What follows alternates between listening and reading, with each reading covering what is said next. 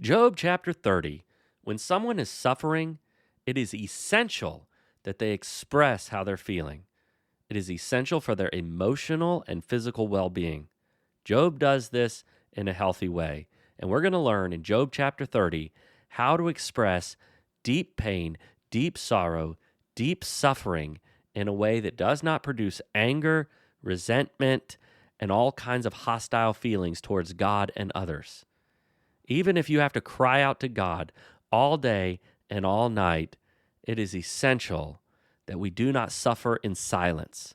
We are not called to suffer passively. Job does not do this, nor do we need to. Let's learn from Job as we get into Job chapter 30. Father in heaven, I pray that you would help us to learn from Job, from his experience, his humiliation. Lord, we need your help. I can't possibly teach on this without you. So I ask that your Holy Spirit would enlighten our hearts and minds and help us to grow. I pray and I ask in Jesus' name, amen. All right, Job chapter 30. Verses 1 through 8. But now, those younger than I mock me, whose fathers I disdain to put with the dogs of my flock. Indeed, what good was the strength of their hands to me? Vigor had perished from them.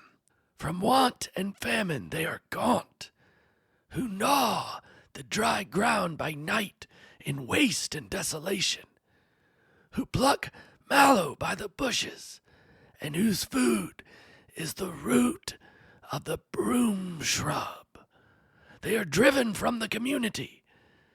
They shout against them as against a thief, so that they dwell in dreadful valleys, in holes of the earth and of the rocks. Among the bushes they cry out. Under the nettles they are gathered together. Fools, even those without a name, they were scourged from the land. Job, you don't have very good things to say about these people. It would seem that you're a bit upset. I am upset, and I am being mocked and ridiculed. But I was upset with these folk long before my calamity came. I see. You obviously were a man of discernment, a man of great judgment. You helped many people, but it seems that you were unable to help these guys. Remember, before my humiliation, younger men respected me and fled from me. But now they mock me. Far from respecting me, they disrespect me, insult me, ridicule me. They are much younger than me.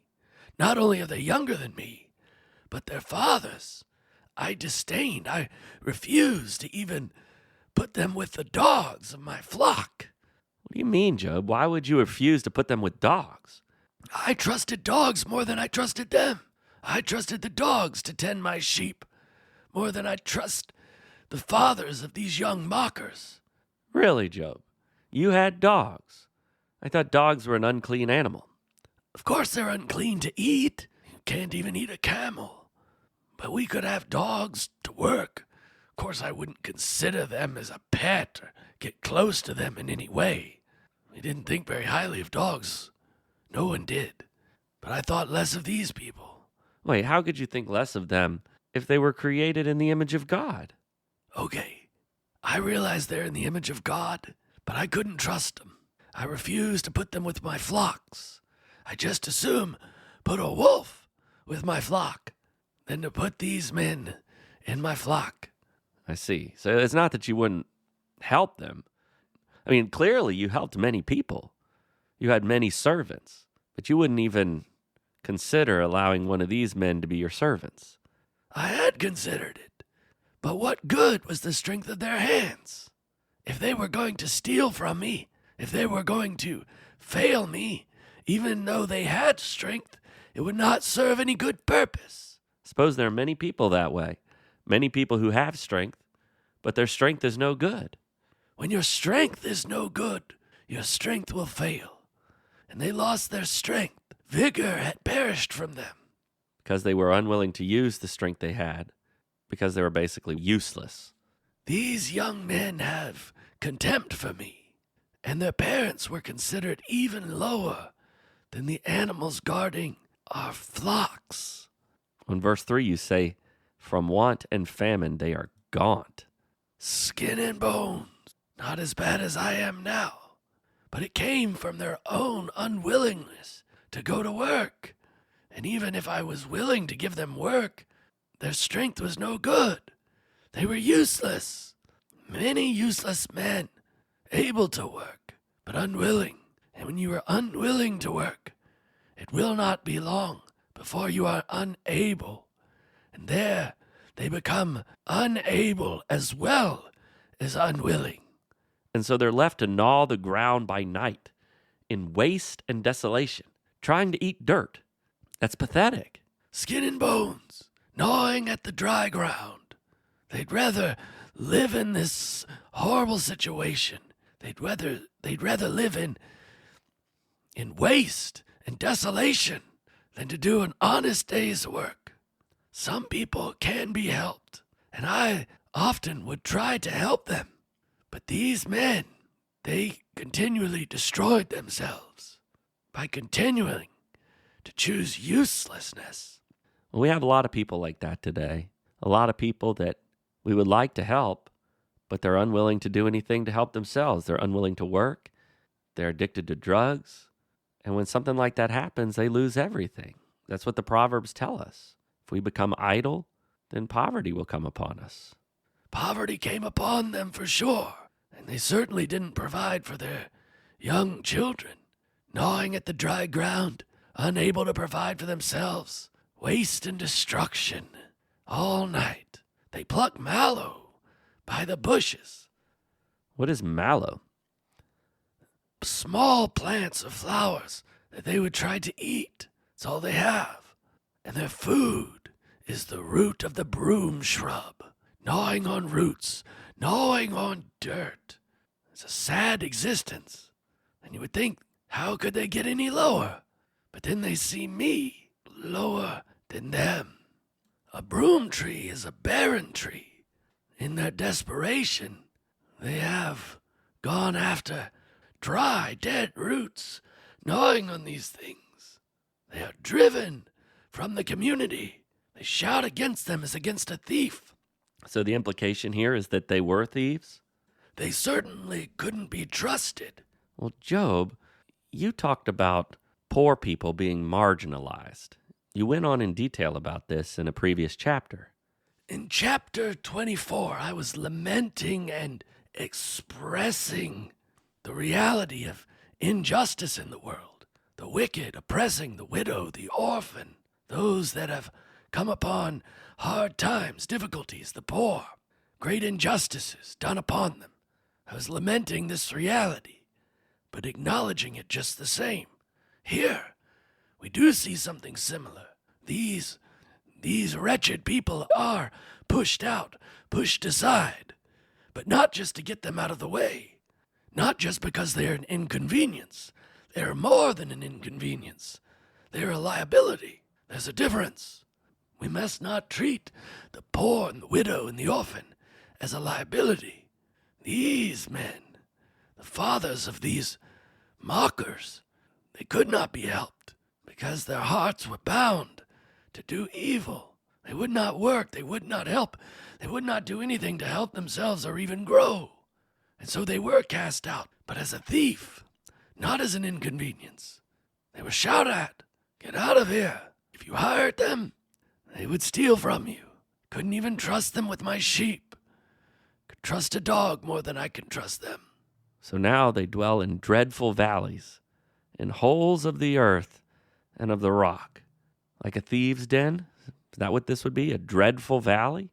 They did not want to participate or help in society. And yes, many times their fate is the same as the unjust fate of the poor, the orphan, and the widow. But this is a fate they have chosen for themselves. They have driven themselves out. They are driven from the community. They are shouted out against. They are driven out of society because they do not help. They only harm. They only cause difficulties. So they are in dreadful valleys. What's a dreadful valley, Job? Why would anybody go into a dreadful valley? It is a harsh, undesirable place to live. a place where floods could come, a place that is treacherous to walk, where one could easily fall to their death. The clefts of the rocks, in the holes of the earth and of the rocks, places they seek to hide themselves, in caves. Why go there? They don't build shelters for themselves. They do not want to be a part of society. They are so disrespected, they are despised, and they leave.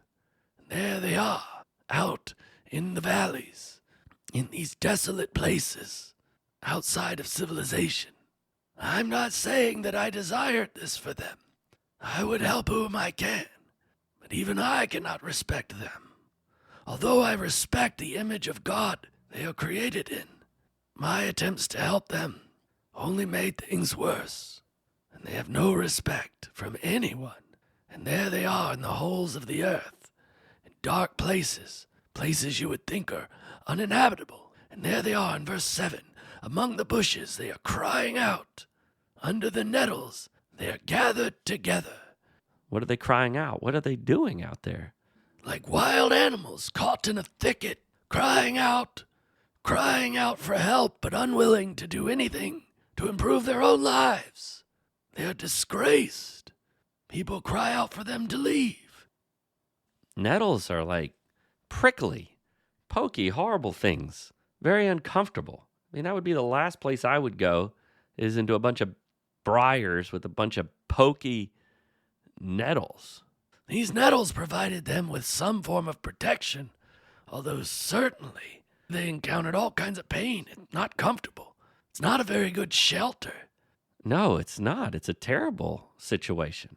And Job, what I'm really struggling with is, how do you help someone like this? You really want to help them, but how do you help them? Verse 8, fools, even those without a name, they were scourged from the land. I would love to help them, but helping a fool I have found to be impossible. Well, many people would say that it's easy to justify not helping someone by simply calling them a fool. I've seen that many times. So you think these men deserve to be in the situation that they are in? They were not forced into this situation at first. Yes, eventually they were pushed out into this, but it came upon them because their unwillingness to use and develop their strengths, unwillingness to work and to grow. Wisdom requires that we are diligent. There are consequences to not using wisdom, and they chose these consequences when they refused to contribute to society. Not only did they refuse to contribute, but they actually caused much harm. They're fools. Job, I really get what you're saying. There seems to be a big distinction in the Bible between people who are poor because of some form of injustice, or they're poor because they are a victim of something that has happened to them, maybe a tragedy, maybe a crime, as opposed to someone who refuses to be wise. We see that again and again. In the book of Proverbs, we have many warnings that laziness leads to poverty, that neglecting wisdom and instruction leads to poverty. We see that again and again. If someone chooses to be a heavy drinker, to get addicted to drugs, to refuse to go to work, to sleep all day, then inevitably they will come to poverty. People like that are very hard to help. It is much easier to help someone when they have been a victim of some form of injustice or crime. Yeah, the Bible has many examples of people who are exploited, who have been taken advantage of. They're victims of oppression. We need to see the difference. It seems that you were able to do that. I investigated every situation. Unlike my friends, I would never assume that somebody deserves what they get without investigating the situation. Every situation is different. So one person could be poor because they're lazy, unwilling to work, unwilling to follow wisdom. While someone else, they're more than willing to work. They're more than willing to apply wisdom, to grow and to learn, but some great evil has befallen them. It can be hard to tell the difference. Many times, people want to have a victim mentality, to have some excuse for why they can't do something. Well, clearly there's a difference. There's poverty that is a result of personal choices and a lack of wisdom. And then there's poverty that is a result of external factors, oppression, injustice, or in your case, divine testing. We must not be so quick to assume. The temptation would be to assume the worst and not help at all. It does not take long to find the truth. If you want to really help someone in need, offer them a job. You'll find out very quickly if they really want help. Well, that sounds like one of the most loving things you could do for someone is offering them some type of job, an opportunity to do something with purpose. Not just giving them money, but allowing them to do something that has significance. If they are willing, even the blind and the lame can learn a trade, can learn a skill. But even those with strength who are unwilling to listen to wisdom, unwilling to apply diligence, even if they are healthy and strong, they cannot be helped. It does not take long to find out. Offer them a job. If you find someone in need and you have the means to offer them gainful employment, you'll find out very quickly. Find out why they're not working. Ask them. Or find out from any previous employer, why are they not working? Well, I could understand why a widow or an orphan or a blind person or a lame person would not be working. I could understand someone who has gone through a catastrophe, or gone through a hard time, or is sick. There are many reasons. I don't want to be quick to assume. Everyone is different and unique. We must take the time to examine their situations. There's balance. Wisdom requires that we examine each and every individual, each and every situation, with a desire to help. But sometimes, in situations like this, the more you try to help them, the worse off they become. If they would listen to wisdom and instruction, there would be much that could be done to help them, regardless of what's happened to them. But fools despise wisdom and instruction. They do not fear the Lord. And these are fools. They will not heed wisdom and instruction. And these are the ones whose children are mocking you. What kind of things are they saying to you, Job? All kinds of horrible things they would say to me. Things like, "Look at Job. He's no better than us now. Where's your wisdom now, Job?" And then they would laugh. "Cry out all you want, Job. Your cries are as weak as your body.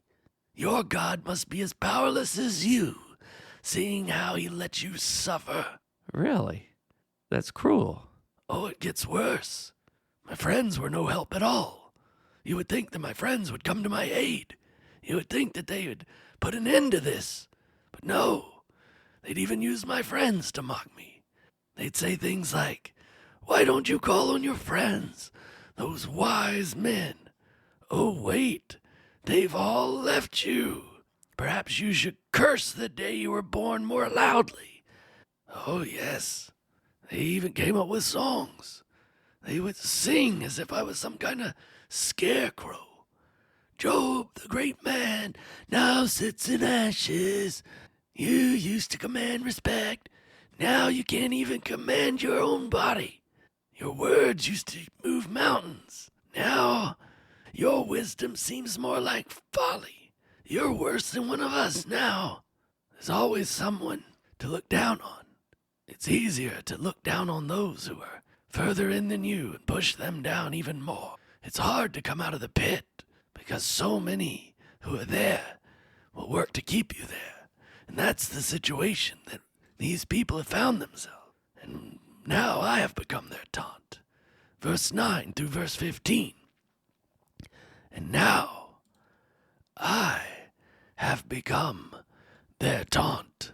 I have become even a byword to them. They abhor me and stand aloof from me. They do not refrain from spitting in my face, because he has loosed his bowstring and afflicted me. They have cast off the bridle before me. On the right hand their brood arises. They thrust aside my feet and build up against me their ways of destruction. They break up my path. They profit from my destruction. No one restrains them. As through a wide breach they come. Amid the tempest they roll on. Terrors are turned against me. They pursue my honor as the wind, and my prosperity has passed away like a cloud. So you have become their taunt. You have become even a byword to them. Not only did they taunt me, but I became their taunt. They would use my name to taunt others. You've gone from riches to rags like Job. Don't be high and mighty like Job, or you'll end up in the dirt like him. Job thought he was blameless. Look where that got him. You're cursed like Job, suffering like Job, alone like Job, tested like Job. Be good, or you'll end up like Job. Do right, or you'll end up like Job. Over and over, I became a taunt. To call someone a Job was one of the greatest insults you could give them. That's what they would do. It went on and on. My ears are weary of it. You've got the patience of Job, which means you'll sit in misfortune forever. Your wisdom is as helpful as Job's, ignored by God himself. You're living in the shadow of misfortune, like Job. When someone got sick, they would say, "You're starting to look like Job. You're a walking Job." When someone was miserable, they would say, "You have the fortune of Job. Everything you touch turns to ash." Oh, yes, these things went on and on. Well, verse 10, you said they abhor you. They stand aloof from you, and they do not refrain from spitting in your face. Spitting in your face? It's like the worst possible insult. I had become an easy target. What could I do? I don't have the strength to restrain them. My friends don't seem to be doing anything, so they don't stop. So they abhor me. They despise me. Why do you think they despise you so much, Job? I understand that they might mock you, but they seem to really have contempt, more than just mocking you, but they really despise you, and you haven't done anything to them. I suppose they once envied me, and now they're rejoicing to see me worse off than they. One thing that really blows my mind is that these people living in poverty still have pride. Psalm 123, verse 4 says, "Our soul is exceedingly filled with the scorn of those who are at ease, with contempt of the proud." It seems like this scorn, this hatred, this mockery comes from a sense of superiority and arrogance. Even someone who is poor, living in the dirt, living in poverty, still has pride. It was once envy, and that envy quickly turns into pride. It does work this way, and it is cruel. Pride does motivate those to ridicule, insult. Well, it's wrong. It's very wrong. We should never mock people because of where they are in life, because of their misfortune. Sure, they're easy targets, but according to Proverbs 17:5, whoever mocks the poor shows contempt for their maker. Whoever gloats over disaster will not go unpunished. So here they are, gloating over everything that happened to you. Once you were great and powerful, now you have been brought low. They seem to be gloating over that. That's something we've got to avoid. But this is what you dealt with. This is what you're dealing with on a regular basis. Don't forget the spitting in my face. A grave insult. You spit in someone's face, you're declaring them to be your enemy. Spitting in one's face is one of the lowest forms of disrespect. Not only do you declare yourself to be their enemy, but it is an attempt to say that we are nothing like him. Instead of thinking, well, Job is now like us. No, he's worse than us. He's unclean. He's filthy. It's part of hatred. Seems they had to have had Such a hatred to spit in your face. They did this to our Redeemer as well. They spit in his face. In Isaiah 50, verse 6, it says that he did not hide his face from mocking and spitting. Our Redeemer was mocked, and he was spit upon. My Redeemer was rejected and despised. Yes, he was considered unworthy, although he alone was worthy. I see that in you. I would help these young ones if I could. I do care for them, but no one restrains them. No wisdom, no parents, nothing. My friends, nothing is restraining them. You have no protection, not even from these little kids. I see how you miss the protection of God. I believe that's why you say in verse 14, as through a wide breach they come. Amid the tempest, they roll on in. There's nothing stopping them from doing whatever they want to you. At one time, your respect alone protected you because that was rooted in the power of God. And now they roll on in with the tempest. Yes, it is part of the cycle of destruction. Coming in chaos, craziness. They're coming right in. Nothing stops them. There are no defenses. Nothing to hold them back. Nothing I can do or say to even stop a child. I am totally powerless. In verse 15, you say, terrors are turned against you. They pursue your honor as the wind. What kind of terrors are turned against you? All forms of fear and dread have come upon me. Everything has come against me. I have come to even fear these children who mock me. Everything else has become a terror to me. They once fled from me, and now I am even terrified at the sight of these children, these wretched children. Not only that, but they pursue my honor. They chase it, like one chases the wind. My honor is blowing away, and they make sure it is driven completely from me. Not one shred of honor remains. They seek to drive it away, and my prosperity has passed away like a cloud. You see a cloud in the sky one moment, the next moment it is gone, never to return. All that I once had is gone. The sky is clear. Now there is nothing. My blessings are gone. They have vanished in every way. It is clear that these terrors, my lack of honor, it's gone and been replaced. My honor has passed like a cloud, and like a whirlwind, terrors are brought in, and I am in disgrace. I have no honor in the sight of man. Verses 16 through verse 23. And now my soul is poured out within me. Days of affliction have seized me. At night it pierces my bones within me, and my gnawing pains take no rest. By a great force my garment is distorted. It binds me about as the collar of my coat.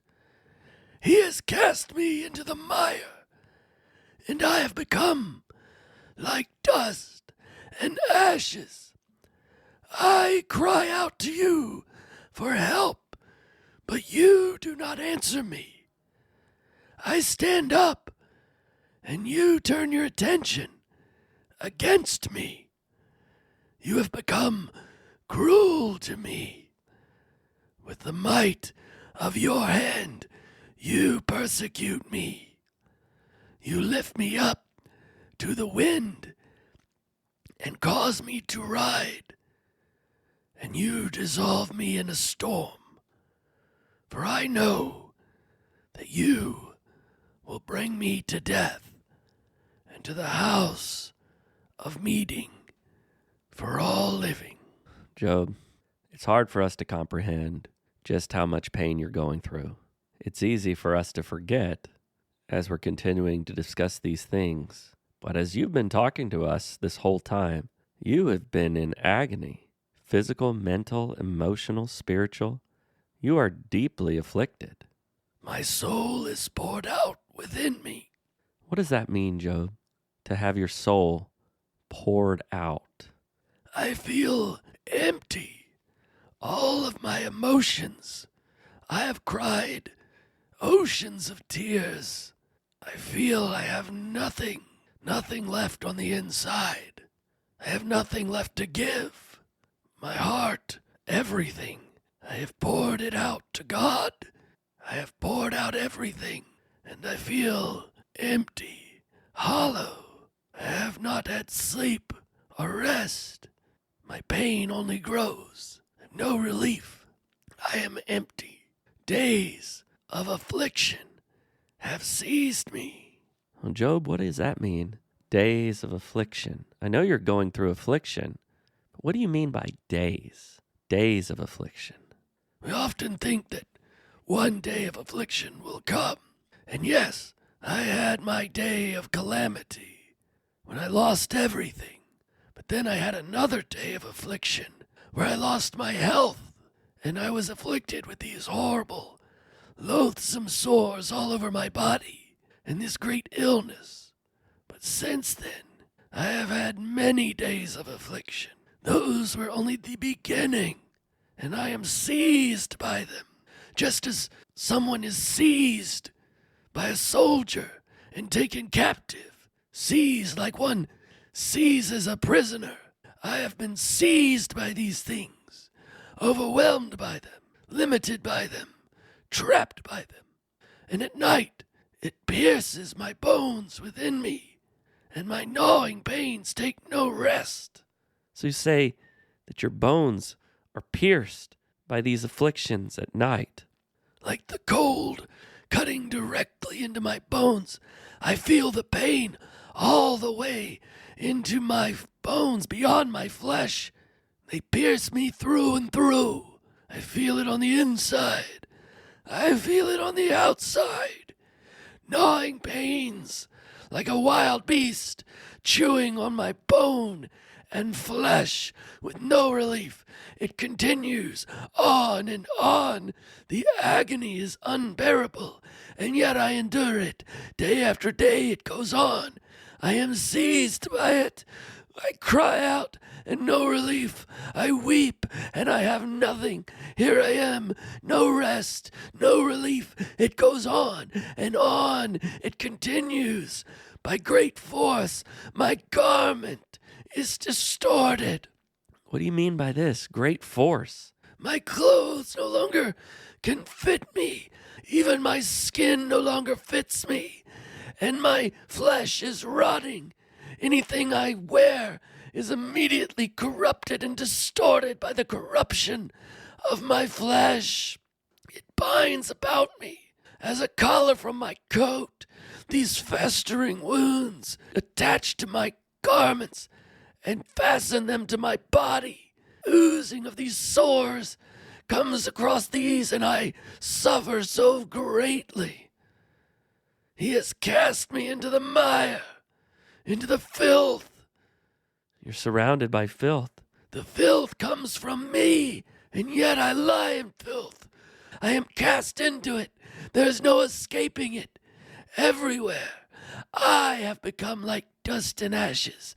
Yes, I sit in dust and ashes, but I myself am like dust and ashes.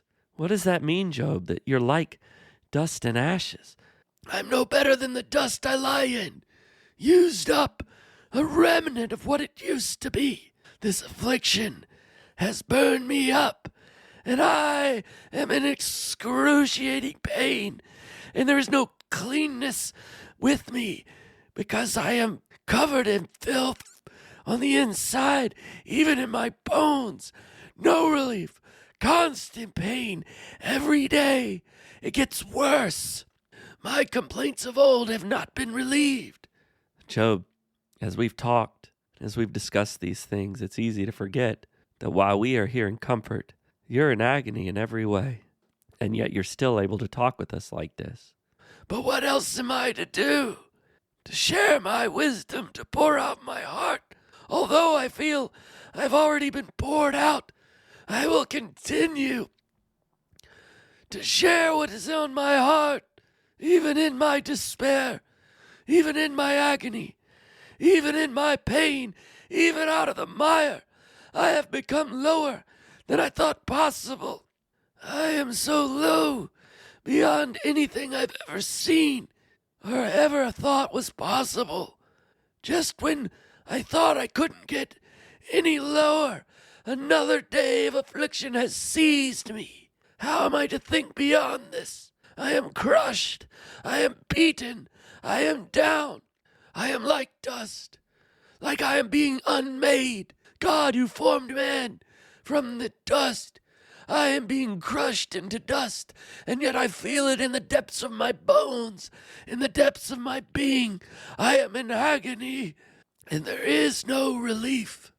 Job, there's got to be some way that you take comfort in the midst of all of this. He is against me. But he's the God of all comfort. He is not there to comfort me in my affliction. Well, you cry out to God. You say to God, you say that he has become cruel to me, and that with the might of his hand, he is persecuting you. He has become cruel to me. The cruelty of man is terrible, but the cruelty of God is beyond comprehension, and God has laid his cruelty upon me. It is beyond anything I ever feared. My worst nightmares, my worst fears that I never even imagined are upon me. The might of his hand is persecuting me. He is persecuting me.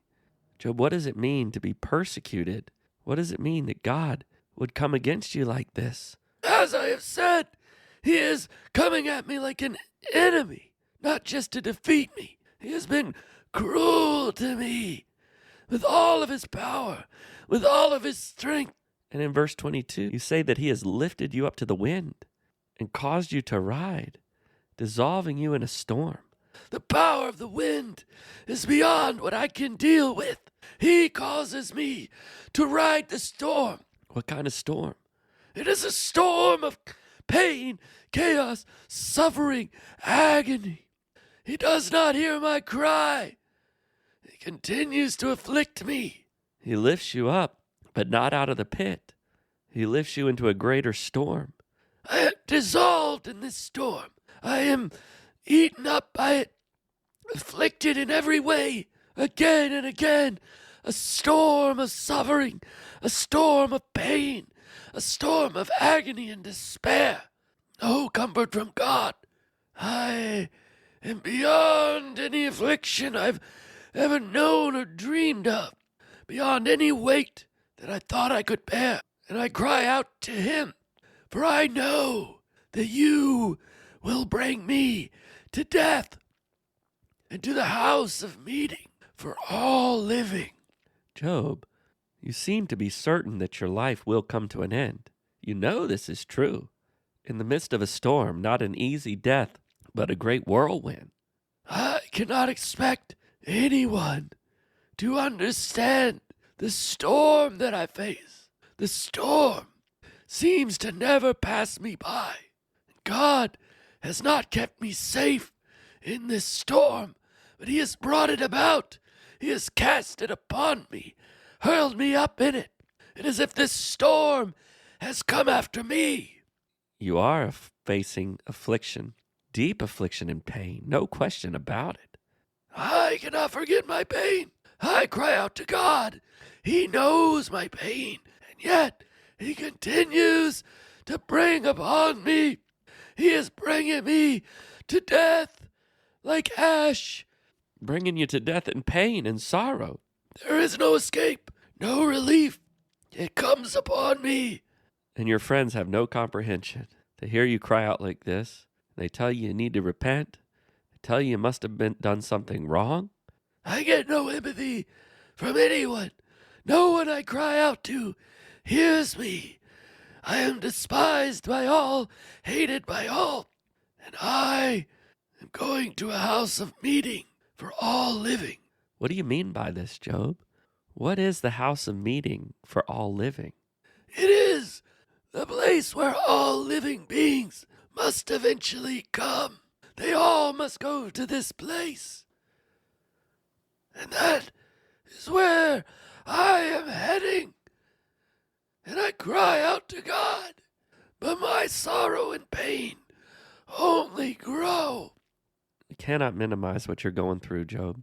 And I think we're tempted to do that even as we talk about all of these deep theological truths and what's going on with the wicked and dealing with your friends.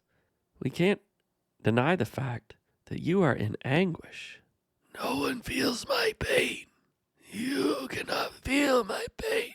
You look at me and see a horror, and yet my pain endures. Let me continue to read verse 24 through verse 31. Yet does not one in a heap of ruins stretch out his hand, or in his disaster therefore cry out for help? Have I not wept for the one whose life is hard? Was not my soul grieved for the needy? When I expected good, then evil came. When I waited for light, then darkness came. I am seething within and cannot relax. Days of affliction confront me. I go about mourning without comfort. I stand up in the assembly and cry out for help. I have become a brother to jackals and a companion of ostriches. My skin turns black on me, and my bones burn with fever. Therefore, my harp is turned to mourning, and my flute to the sound of those who weep. Job, you describe your suffering in such devastating terms. I cannot even begin to describe my suffering with words. Well, in verse 24, you said, "Yet does not one in a heap of ruins stretch out his hand, or in his disaster, therefore, cry out to help?" Like when a building falls on someone and they are trapped within, but they're still alive, and the rubble surrounds them, and they can barely reach out a hand. They cry out for help, hoping that people will come. In the midst of this disaster, they're crying out for help. And you're describing yourself who is in a heap of ruins, stretching out your hand, crying out for help. I see that image vividly. The idea of people who are trapped after an earthquake, a great storm, a bomb, something that brings down a massive building, and someone is still alive under the rubble crying out for help. Usually you would have rescue workers eager to go and help them. And yet, here I am, stretching out my hand. I am in a disaster. I am crying out for help, and no one hears me. I am crying and crying out. Please come, help me. I need relief. I'm still alive. Help me. And instead of anyone hearing my cry, I am mocked and ridiculed. Here you are, crying out for help. God is not hearing you. Help to your friends, and all they do is mock and ridicule you. No one seems to be helping you at all. No one is lifting a finger to help you. Your own servants don't hear you. Have I not wept for the one whose life is hard? When others cried out for help, I wept for them. When I saw their challenges, their difficulties, I would weep, but no one weeps for me. No one cries for me. I am a burden to all. Was not my soul grieved for the needy? It was. Your heart was broken for them. Your heart was grieved for the needy, people in need. And now you are in great need, and no one is grieved for you. I still cry out, but no compassion, no mercy, no help whatsoever. I am alone, trapped in the rubble and ash, trapped in my decaying body. When I expected good, then evil came. I cry out to God for help, and and he only brings more disaster upon me. I cry out, expecting people to come and help me. I expected my friends to come and bring me good, but instead they bring evil words. Evil has come upon you, Job. No question about it. Do I not have a right to expect good? Shall we not expect good to come? Yes, most people would say, think positively. Think about good things. We're going to see better days. I have expected good to come, longed for it, and yet evil comes upon me. Darkness comes upon me. When I waited for light, darkness came. I longed for understanding. You longed to know what's going on. And yet your friends, instead of helping you with these tough questions, instead of shining light on your situation, they hit you with darkness, evil words, untrue things. You are trapped in darkness. It ought not to be so, but it is. How often we forget the pain that someone is in. When someone is suffering, like Job, we need to hear their cry. Many people are crying out for help, and we ignore their cries for help. Job, why do you think so many people ignore cries for help? Why do you think people don't listen to you, even though you're crying out? No one is helping me. There are many standing around, but I think that they're taking their cue from each other. They see no one else helping, and they decide that I don't require help. Perhaps they think I am beyond help, and maybe I am, but instead of bringing me help, they come against me. It seems they see me as less than human, for I no longer look human. It is human nature to despise things that are horrifying. I look like a horror. You're hoping, you're waiting, expecting good to come, expecting light to come, whether it be from God or one of his servants.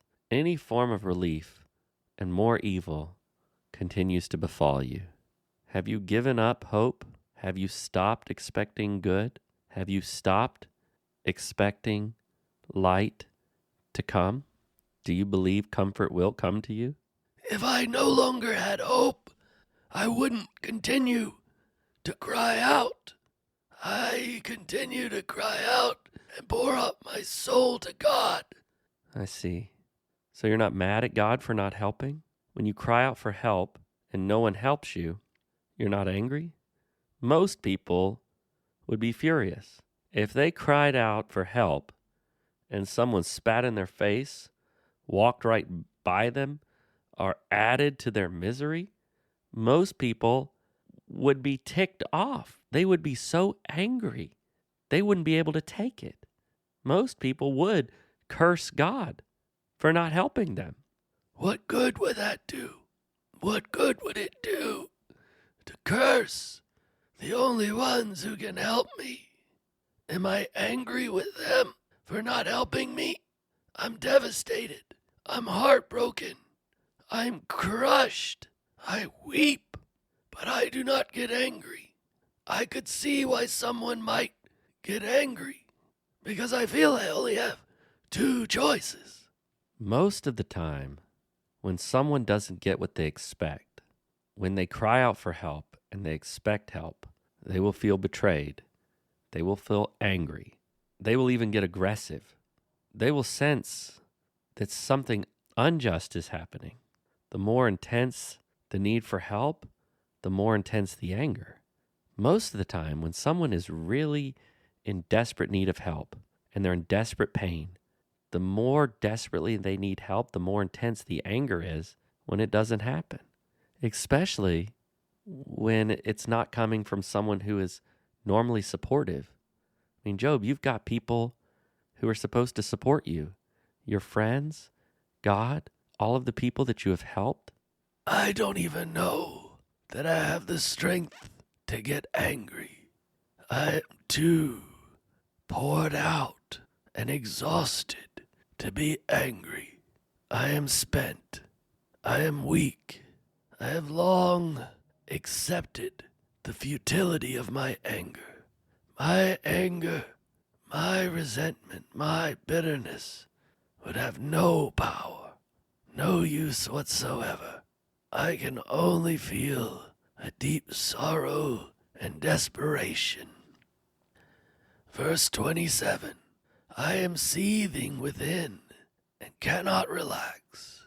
Days of affliction confront me. Well, I see the parallelism here, Job. You had just said in verse 16 that days of affliction have seized you. And now in verse 27, you say that you are seething within and cannot relax. Again, you say that you cannot rest. You said that your gnawing pains take no rest and that you cannot rest in verse 27, and that days of affliction confront you. Not only am I seethed with affliction, and affliction sees me, I am confronted with days to come. I can't rest. I cannot relax. And days are confronting me. I see them coming. I have no comfort. I have no comfort to look forward to. I ask for comfort. I seek for comfort. And affliction comes more and more. Verse 28, I go about mourning without comfort. I stand up in the assembly and cry out for help. You've got a lot to mourn, Job. You've lost everything. You've lost your family. Normally, people comfort mourners. No one is comforting me. I don't know that they could comfort me. My pain is so great. But here, I go about mourning, and there is no comfort for me in my mourning. Our Redeemer said in Matthew 5:4, Blessed are those who mourn, for they will be comforted. It seems that you are mourning greatly. I don't feel blessed, nor do I feel any comfort, and I am mourning greatly. Your comfort will come. It will. I have no choice but to wait. What else could I possibly do but wait here and suffer? Getting angry would not make any difference. When I called out in the assembly, when I cried out for help, it might as well have been a jackal or an ostrich. That's why you say you become a brother to jackals. They didn't want to hear my cry. I cried out for help, and they pushed me out like a jackal. Jackals howl in the night. As I have cried out for help, I feel like a jackal, crying out, sometimes all night, crying out in the assembly. But they don't want to hear my cries. They don't want me around. They don't want to hear it. I'm pushed out where the jackals are. Here I am crying in uninhabited wild places. It didn't do any good to cry out in the assembly. And now I cry out here in desolation. An ostrich, they cry out loud as well. I feel like an ostrich, alone, afraid, no one around, no companions, living out in the wilderness, crying out loudly, but to no avail. In verse 30, my skin turns black on me, and my bones burn with fever. You're infected. Your skin is turning black. It's dying. Your bones are burning with fever. I can't imagine what that would feel like. You don't want to know what it feels like? Have you ever felt like you've been burned severely? That your skin is too tight, that it is dry and cracking, that it is sore and painful? Have you ever felt fire on your flesh? Imagine fire in your bones from the inside, throbbing and burning and itching. Imagine the intensifying pain as if your bones are burning. I feel like my body is falling apart. It is relentless. It's like a storm continuing in my life, eroding my sense of self. It has already destroyed my connection with others. It's not only physically agonizing, but it's emotionally torturous. Every moment of my life feels like a battle against overwhelming odds. I am in the midst of the deepest forms of human suffering. I am experiencing the worst forms of despair. Verse 31. Therefore my harp is turned to mourning, and my flute to the sound of those who weep. I take it you're not talking about a literal harp and an actual flute. I can't imagine you playing the harp or the flute in this condition. The harp and the flute are often meant to bring joy, but they bring sorrow to me. But it is the tune of my heart, and it is what I am crying out. My mourning is the music that I make. My sorrow continues on. Where once was joy, now there is only sorrow. Where once my harp played chords of cheer, now only tones of grief and tears. There's no laughter, no joy, no delight, no pleasure. Each note is a tear. Instruments of joy have become my instruments of pain. Job, you've said a lot of really sad things. You've expressed some real despair. Why do it? Why do you feel the need to say all of these things, to express just how hard it is? A lament is an expression of deep pain, but we must confront life's challenges head on, no matter how terrible they are. So you feel that it's very important to express your emotions. I must express what is in my heart. Poetry, the harp, the flute, they are ways of expressing what is in our heart. We must express our pain and our sorrow. My mourning is necessary. It is unhealthy to suppress grief and pain. So the lesson we get from you, Job, it is not good to suffer in silence. We need to be able to express our suffering aloud. Even if no one listens, even if no one hears us, we have to express it. We cannot suffer passively. I am seeking wisdom. I am crying out. I am expressing my grief. I must do this. We must encourage people who are suffering to do this. Well, Job, I have to praise you for your authenticity. You seem to be suffering alone, and yet you're allowing your pain to be heard. Rather than suffer in silence, you cry out and you let people know that you're suffering. You let God know. I think from your words, people who are going through pain and agony need to know that they have permission. In fact, they are encouraged to express their pain and their sorrow. Many people would say the best way to deal with pain and grief is to suppress it, to ignore it, to push it down. What would you say to someone like that? My pain is too great to suppress, but even if I could suppress it, it would not go away. In expressing what's in my heart and sharing my pain, I am expecting God to help me. I still hope in God.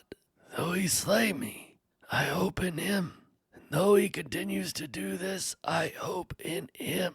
A lot of people will use their pain and suffering as an excuse. It is important to express our pain and our sorrow, our grief. While we express it and while we seek help and empathy, we must never use our pain as an excuse to give up or to curse God. Many times we want to make excuses why we cannot continue. I will not allow this to be my excuse. There's not much I can do. And at this point in my life, about the only thing I can do is continue to cry out. Job, I would say that is healthy, to continue to cry out, not suppress your pain. Even if you cry out every day, all night, every night, even if you feel your soul is completely poured out, you are not suffering silently. You're crying out continually. I think we need to encourage people not to suffer passively. Like you are sitting there in the ash, but you are crying out. Expressing our deep pain can be very healthy. Perhaps in expressing my pain, it will help in leading to understanding and understanding the depths of my feelings, and maybe I will come to an understanding as I continue to express how I feel and what I'm going through. Even if not now, perhaps later, I can reflect on these words and understand why. I would conclude from this chapter, from talking to you, Job, that we all have a need to express deep pain and grief. It's not only healthy, but it's essential for our emotional and physical well-being. It's a natural part of the human experience. We cannot grow, we cannot develop, it's necessary. And a refusal to do that can be debilitating, and it can leave us stuck. And I would encourage everyone listening not to ignore people who are crying out in pain, to listen to them, even if you can't do anything to take their pain away. Maybe the best thing you can do is help them express it. Well, that concludes Job chapter 30. Let's pray. Father, I am truly grateful for Job's example. And Lord, if suffering comes our way, and for those who are suffering now, I pray that you would hear their cry. We know that you are the God of all comfort. And Lord, I know that you will eventually comfort Job. Lord, it is so hard to wait. Help us not to give up. Help us not to stop crying out to you. However long we have to cry out, help us not to doubt the truth of your word. You promise that we will receive comfort when we cry out to you. Father, I pray for those listening. I pray for myself that we would not stop crying out. And Lord, hear our cry. We thank you and we praise you in Jesus' name. Amen.